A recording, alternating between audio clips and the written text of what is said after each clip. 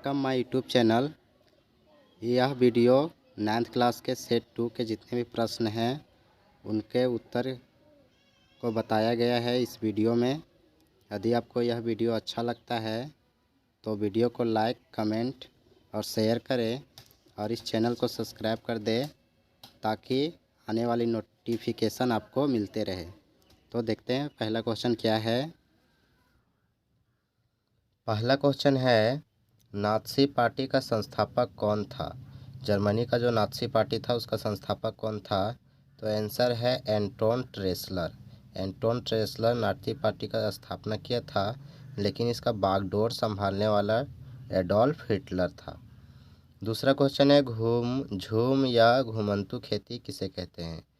तो घुमंतू खेती आदिवासियों के द्वारा किया जाता था और इस खेती में क्या होता है, पहले जंगलों के कुछ हिस्से के पेड़ों को काट लिया जाता है, फिर उसको जला दिया जाता है।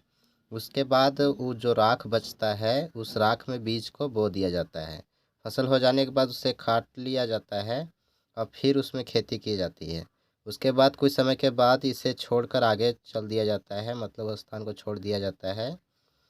तो इसको क्या करते हैं, स्थान बदल बदल के खेती करते हैं और इसे ही क्या कहते हैं, झूम खेती या घुमंतू खेती कहते हैं। अगला क्वेश्चन है, निर्धनता की परिभाषा दे। निर्धनता का अर्थ क्या होता है? तो निर्धनता वह स्थिति है, अर्थात निर्धनता क्या है, एक स्थिति है, एक स्तर है जिसमें क्या होता है कि व्यक्ति का आय इतना कम होता है कि वह अपनी आधारभूत आवश्यकताओं को क्या करता है, पूरा नहीं कर पाता। आधारभूत आवश्यकताएं जैसे कपड़े हो गया, पोषक तत्व, भोजन हो गया, घर हो गया, इस सब आवश्यकताओं को जब पूरा नहीं कर पाता है तो उसे क्या कहते हैं, निर्धनता। क्वेश्चन नंबर चौथा है, भूखमरी से आप क्या समझते हैं? भूखमरी क्या होता है? तो भूखमरी भी क्या है, एक स्थिति है जिसमें क्या होता है, व्यक्ति को पोषक युक्त भोजन प्राप्त नहीं हो पाता।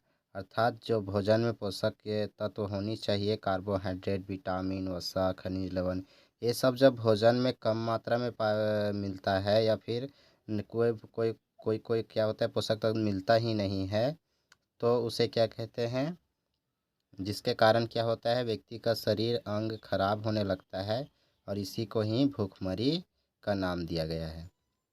क्वेश्चन नंबर 5वां है, भारतीय संविधान द्वारा नागरिकों को कितने मौलिक अधिकार प्राप्त है? तो कितने मौलिक अधिकार प्राप्त है? तो 6 प्रकार का मौलिक अधिकार प्राप्त है संविधान में। छठा क्वेश्चन है, आदर्श आचार संहिता क्या है? आचार एक कानून होता है, संहिता का अर्थ ही होता है कानून। आचार और बेहतर तरह का कानून, देखते हैं इसका अर्थ क्या है। तो आदर्श आचार संहिता राजनीतिक दलों और प्रत्याशियों के लिए बनाया गया एक नियम सूची है जिस जिसे चुनाव के पहले लागू किया जाता है और चुनाव के बाद समाप्त कर दिया जाता है। यह नियम कब लागू होता है?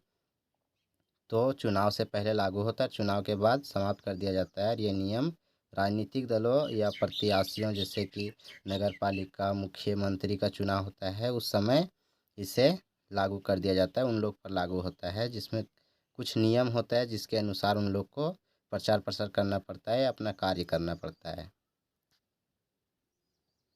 क्वेश्चन नंबर 7वां है, प्राकृतिक वनस्पति का क्या अर्थ है?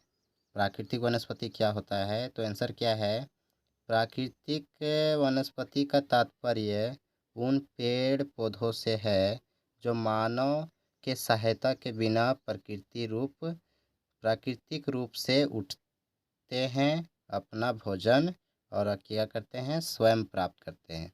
यानी यहाँ पे होता है गा, होगा यहाँ पे गा लिख लीजिएगा, उगते, यानी जो प्राकृतिक रूप से उगते हैं, बढ़ते हैं, विकास करते हैं, जिन्हें मानव आवश्यकता से कोई मतलब नहीं होता और जो भोजन स्वयं प्राप्त करते हैं, उन्हें क्या कहते हैं, प्राकृतिक वनस्पति। एक अर्थ में पेड़ पौधे को ही क्या कहा जाता है, प्राकृतिक वनस्पति। क्वेश्चन नंबर 8वां है, नात्सीवाद की मुख्य विशेषताएं क्या थी? जो नात्सीवाद जर्मनी में विकसित हुआ था उनकी मुख्य विशेषताएं क्या थी? तो नात्सीवाद एक सोच था। क्या था? एक सोच था। उस सोच में कौन कौन सी बातें थी सो देखते हैं।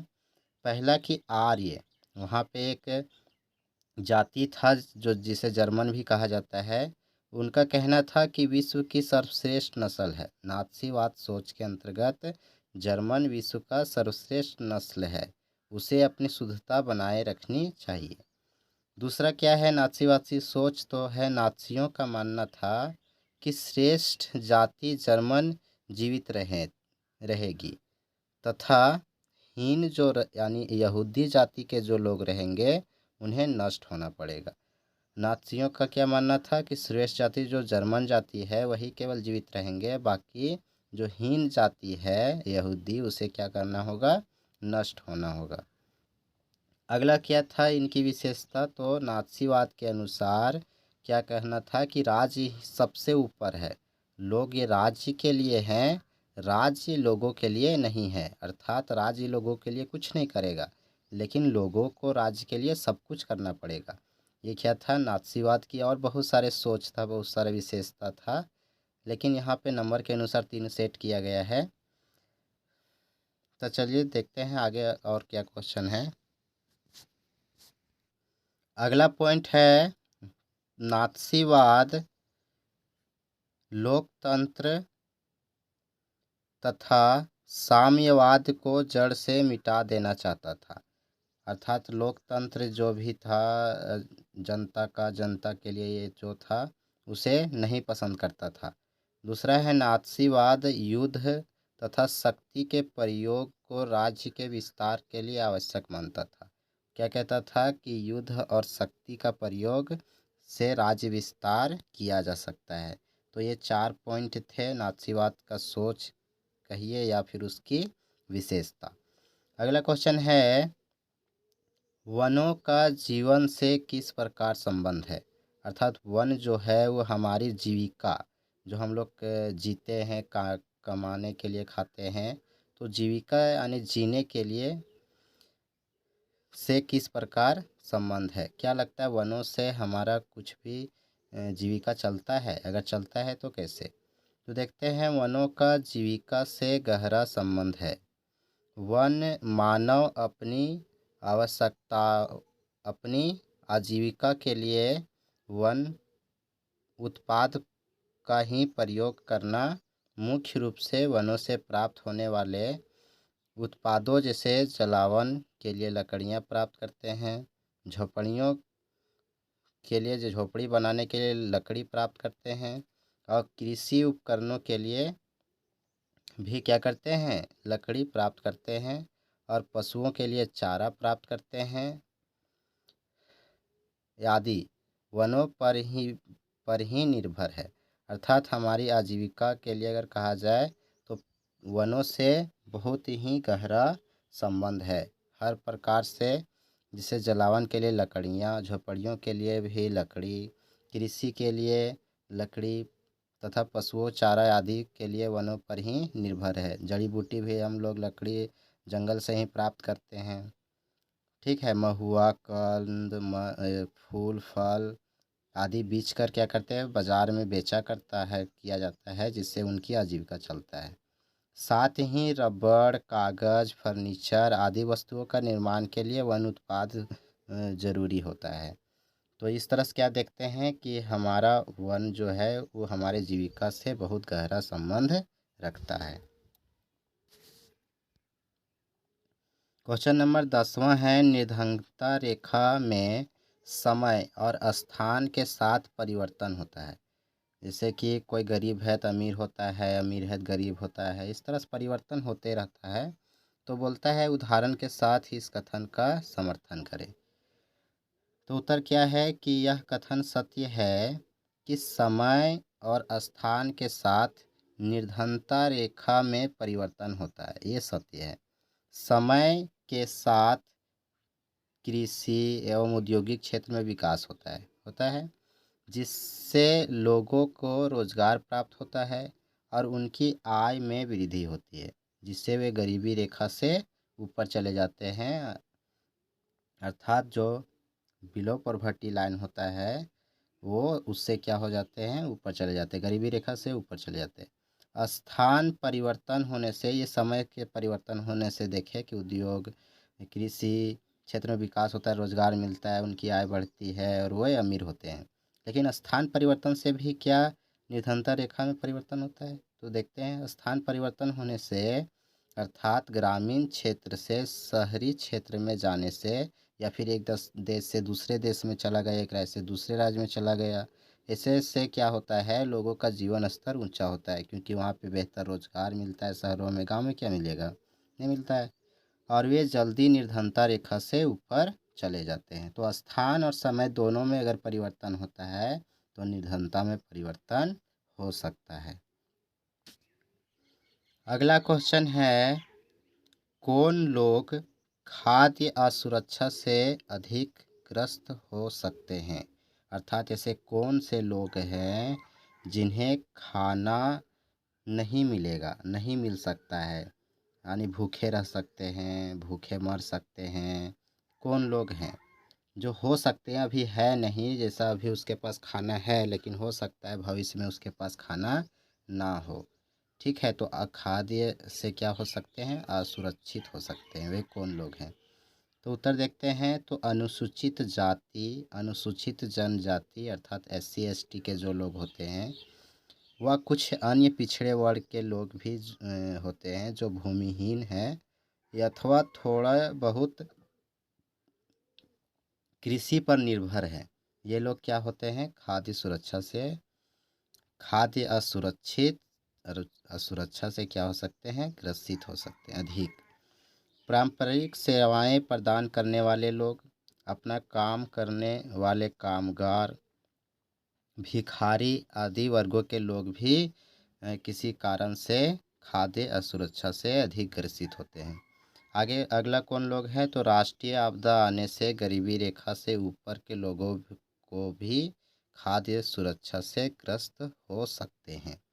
जैसे कि क्या होता है, राष्ट्रीय आपदा आ गया, सुनामी, भूकंप एक बड़े पैमाने पर आ गया, तो जो अमीर भी है उनको भी हो सकता है खाना ना मिले। आपदा वाले क्षेत्र में रहने वाले लोग, जो हमेशा जैसे कि समुद्र के किनारे रहते हैं, ऐसे क्षेत्र में आने वाले लोग, वहाँ क्या होता है, बार बार सुनामी आते रहता है। खाद्य असुरक्षा से बहुत जल्द ग्रसित होते हैं। ये लोग बहुत जल्द, जहाँ जिस क्षेत्र में लोग रह रहे, भूकंप बार बार आता है, तो क्या होता है, भूकंप बार बार आएगा तो बार बार उनकी प्रॉपर्टी नुकसान में चला जाएगा, और इससे हो सकता है उनको बेहतर खाना ना मिले। अगला क्वेश्चन है, यानी 12वां क्वेश्चन है, राष्ट्रीय मानवाधिकार आयोग के बारे में बताएं। अर्थात राष्ट्रीय मानवाधिकार आयोग क्या है, उसके क्या कार्य है, उसकी स्थापना कब हुई थी, वगैरह वगैरह। तो देखते हैं क्या है राष्ट्रीय मानवाधिकार आयोग। तो भारत का राष्ट्रीय मानवाधिकार आयोग एक स्वायत्त वैधानिक संस्था है। अर्थात ये गैर कानूनी संस्था नहीं है, एक वैधानिक संस्था है जिसको सरकार के नियंत्रण के द्वारा चलाया जाता है। स्वायत्त, स्वायत्त का अर्थ होता है जो स्वयं स्थापित किया गया हो। तो ये संस्था ऐसा है जो स्वयं स्थापित किया गया एक वैधानिक, यानी सरकार के नियम कानून के अनुसार चलने वाली संस्था है। इसकी स्थापना 12 अक्टूबर 1993 को हुई थी। और क्या था कि इसकी स्थापना मानवाधिकार संरक्षण अधिनियम 1993 के अंतर्गत किया गया था। इसका स्थापना किसके अंतर्गत किया गया था, तो मानवाधिकार संरक्षण अधिनियम 1993 के तहत। अगला क्या पॉइंट है इसके बारे में, तो राष्ट्रीय मानवाधिकार आयोग का मुख्यालय कहाँ है, तो नई दिल्ली में है। तो इतना सारा चीज़ जाने राष्ट्रीय मानवाधिकार आयोग के बारे में कि एक वैधानिक संस्था है, इसकी स्थापना 12 अक्टूबर 1993 ईस्वी में हुआ था, और ये एक अधिनियम चलाया गया था, मानवाधिकार संरक्षण अधिनियम 1993 में, उसी समय हुआ था। और इसकी मुख्यालय कहाँ पे, अर्थात ये कार्य कहाँ पे, अपना कार्य कहाँ से करती है, तो नई दिल्ली से करती है।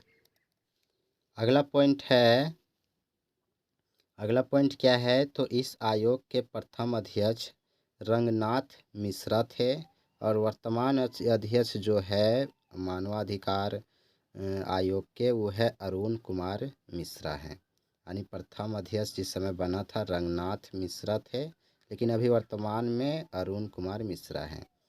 आगे क्या है, तो यह आयोग मानव के अधिकारों को संरक्षित करती है, अर्थात जितने भी अधिकार मानव को दिए गए हैं, अगर कोई भी अधिकार का नहीं मिलता है किसी मानव को, तो ये क्या करती है, एक्शन लेती है।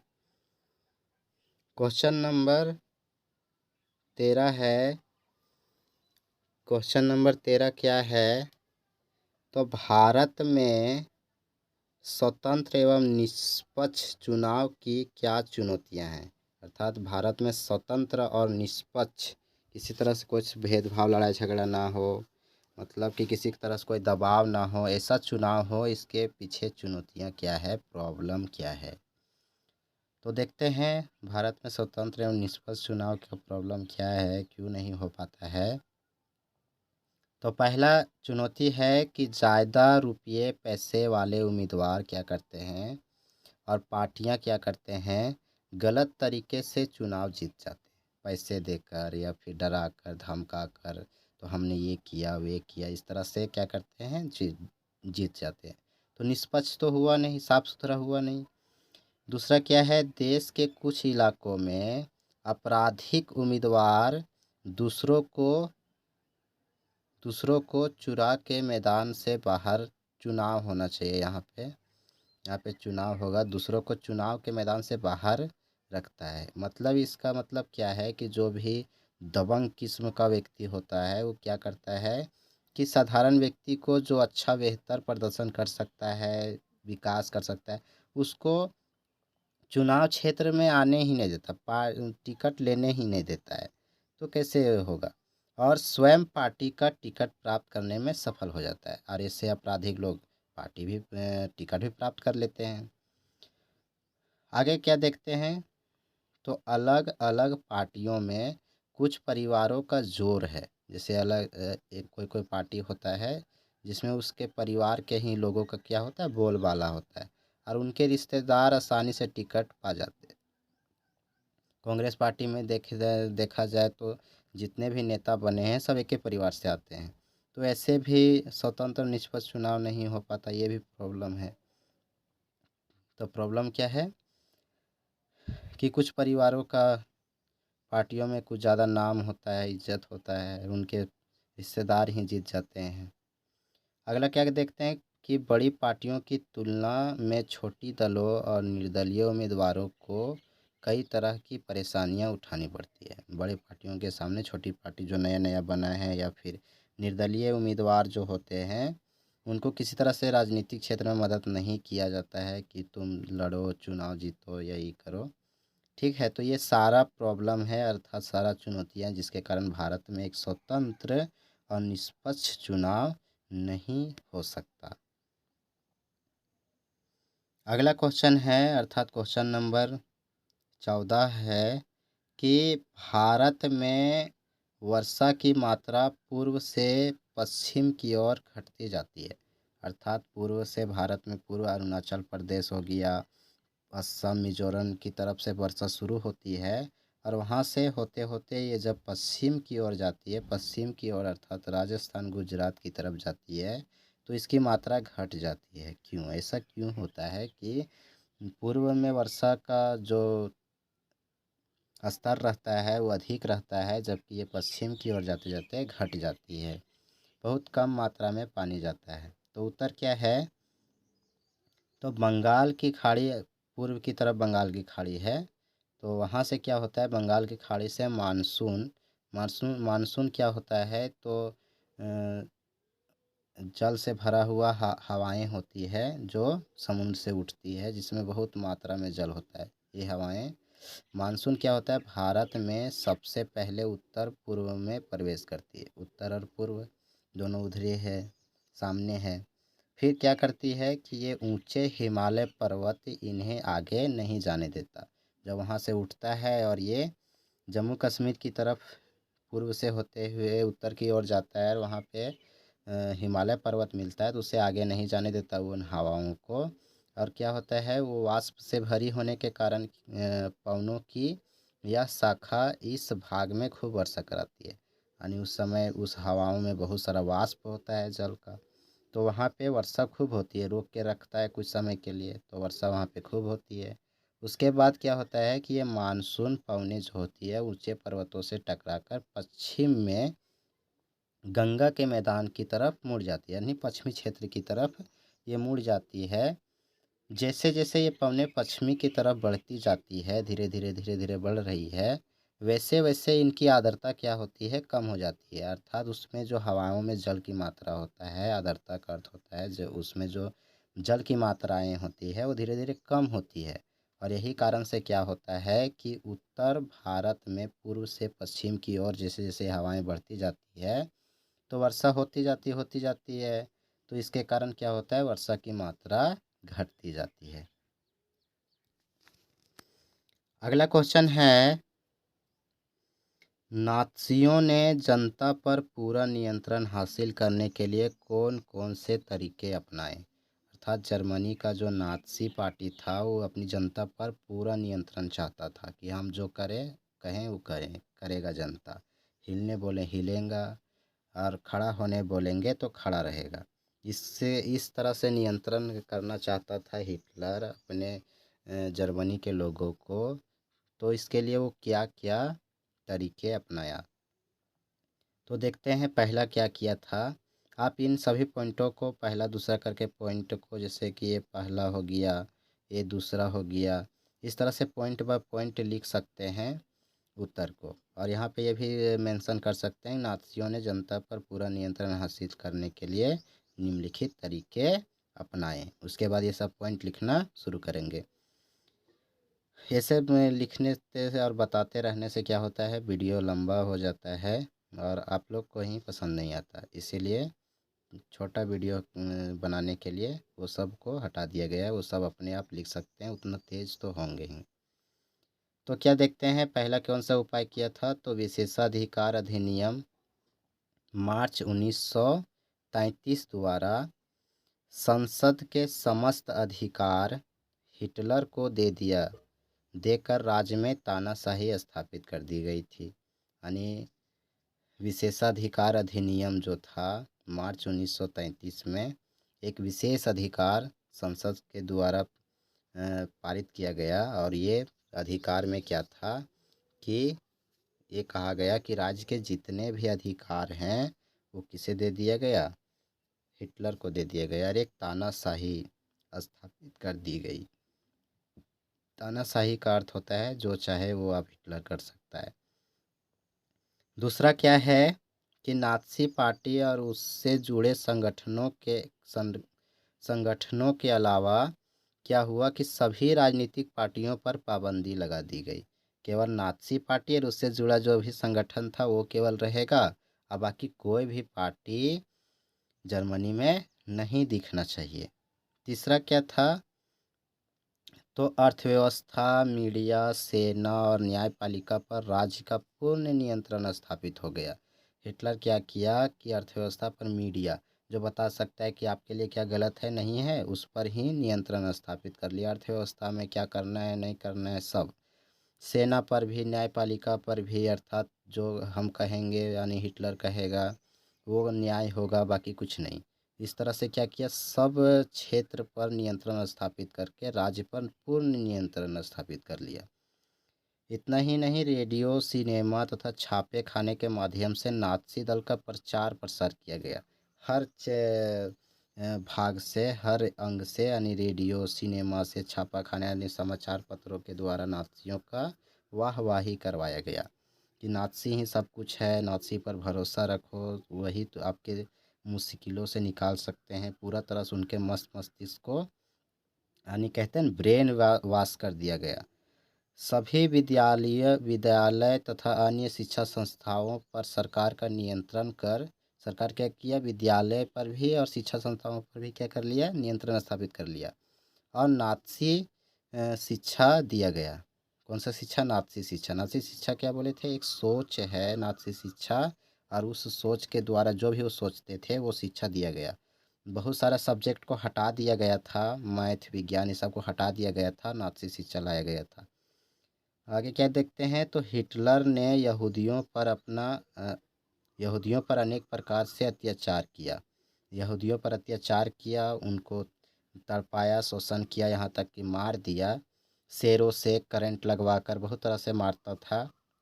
और इस तरह से क्या किया, धीरे धीरे धीरे धीरे जर्मनी के जितने भी लोग थे उन पर अपना नियंत्रण स्थापित कर लिया।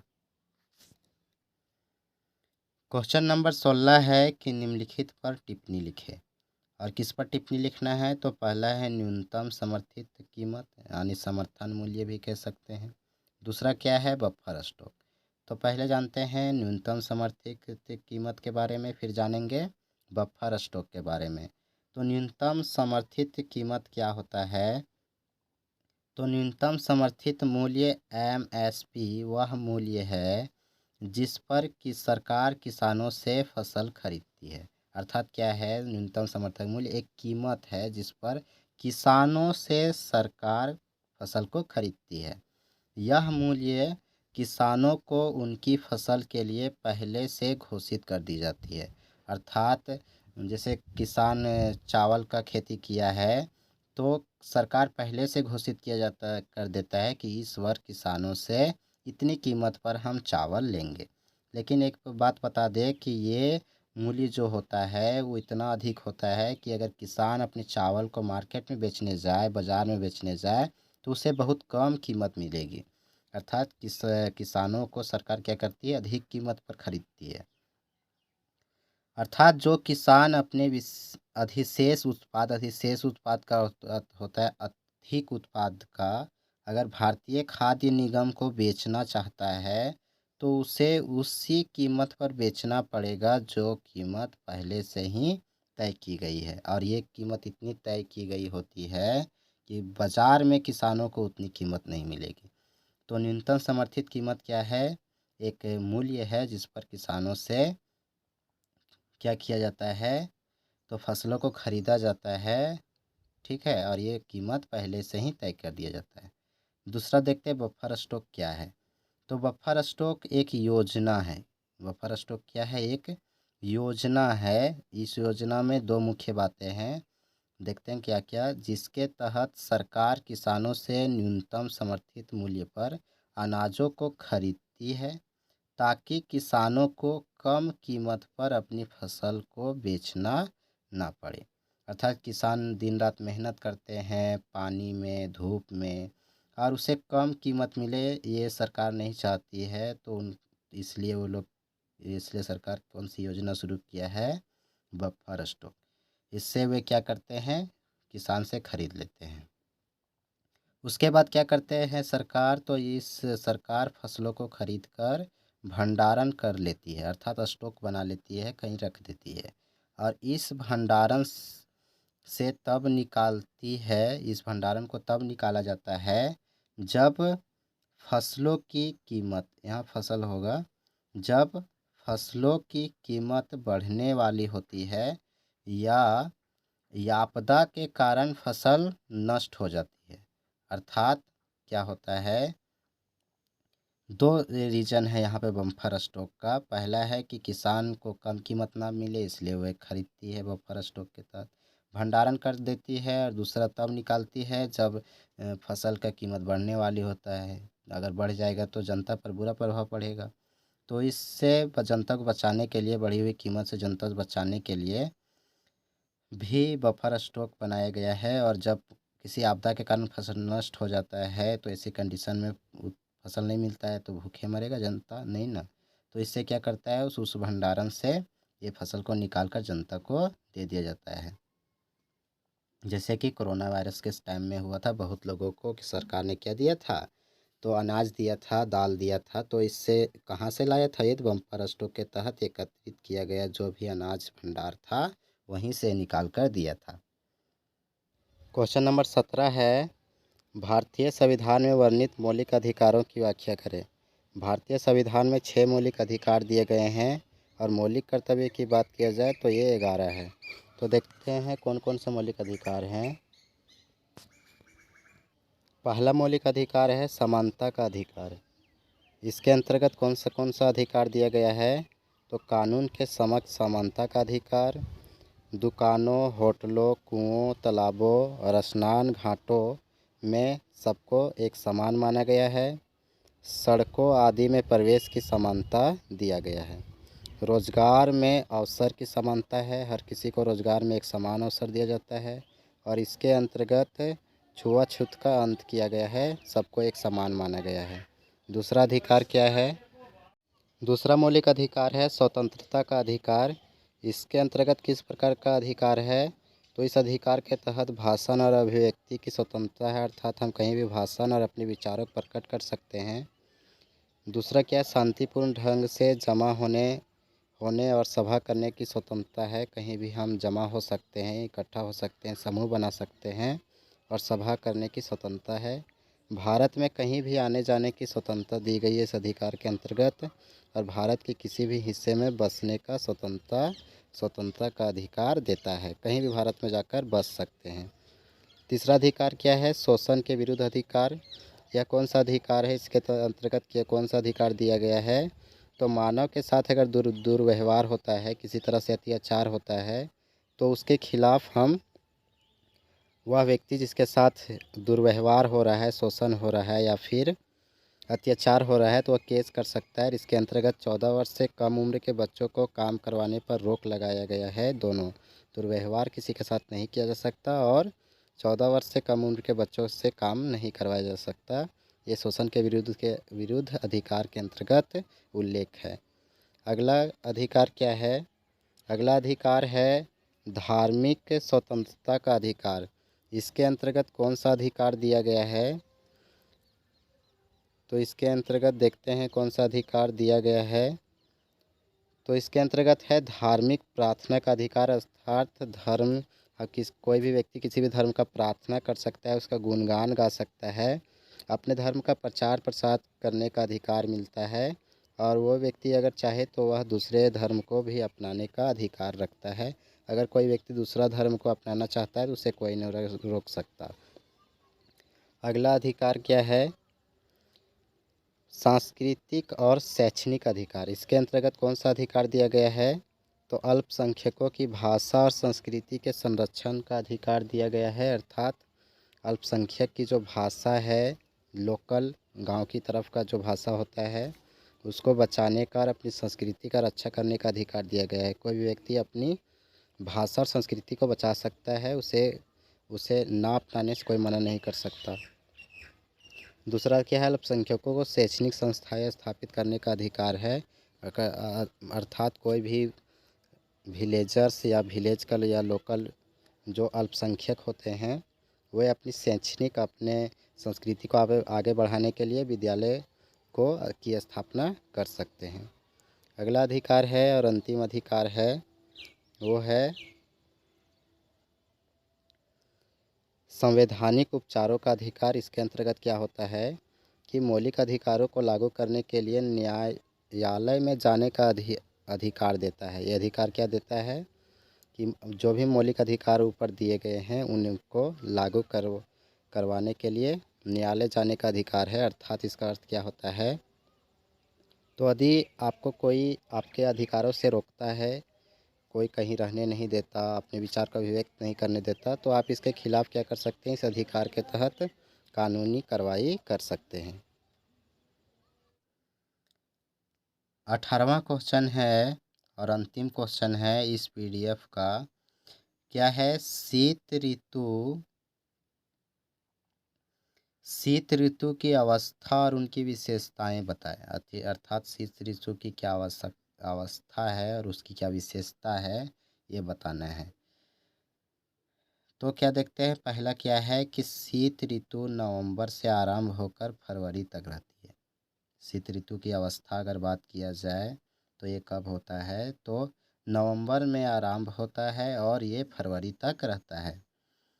और इसकी विशेषता में क्या क्या है? तो दिन गर्म होता है, रातें ठंडी होती है। शीत ऋतु में दिन क्या होता है? गर्म लगता है, रातें काफ़ी ठंडी होती है। शीत ऋतु में आसमान क्या होता है? साफ होता है, तापमान तथा आर्द्रता कम होती है और पवनें शिथिल तथा परिवर्तित होती है, अर्थात बदलते रहती, कभी इधर से चलेगी कभी उधर से चलेगी। अगला विशेषता क्या है, तो शीत ऋतु में, या शीत होगा, शीत ऋतु में तापमान दक्षिण से उत्तर की ओर बढ़ने पर घटता जाता है। शीत ऋतु में जब दक्षिण से तापमान शीत ऋतु में तापमान जब दक्षिण से उत्तर की ओर बढ़ते जाता है, जब दक्षिण से उत्तर की ओर आप जाइएगा तो क्या देखते हैं कि वहाँ का तापमान घटता जाता है। उधर गर्मी जम्मू कश्मीर की तरफ ज़्यादा अधिक ठंड रहेगा, जबकि दक्षिण की तरफ कम ठंड रहता है। इस मौसम में दक्षिण भारत से उत्तर की ओर तापमान लगातार घटता रहता है और उत्तर के छोर तरफ लगातार जाते रहिएगा तो क्या देखते हैं, अधिक ठंड लगने लगेगी। संपूर्ण उत्तरी भारत में तापमान में गिरावट के कारण उच्च वायुदाब का क्षेत्र पाए जाते हैं। उत्तर में क्या होता है, तापमान गिर जाता है जिससे वायुदाब बढ़ जाता है, जिसके परिणाम स्वरूप हमारे देश के उत्तरी पश्चिमी भागों में चक्रवात की स्थिति उत्पन्न हो जाती है। चक्रवात आने लगता है वायुदाब के उत्पन्न होने के कारण। भारत में उत्तरी पूर्वी व्यापारिक पवनें प्रभावित होती है। जो भारत में उत्तर पूर्व के ओर बढ़ने वाली पवनें होती है वो प्रभावित होती है। इसके कारण कुछ मात्रा में क्या होता है, वर्षा तमिलनाडु के तट पर होती है, यानी तमिलनाडु के तट पर शीत ऋतु में भी वर्षा होती है। ये भी एक इम्पोर्टेंट फैक्ट है इस क्वेश्चन का।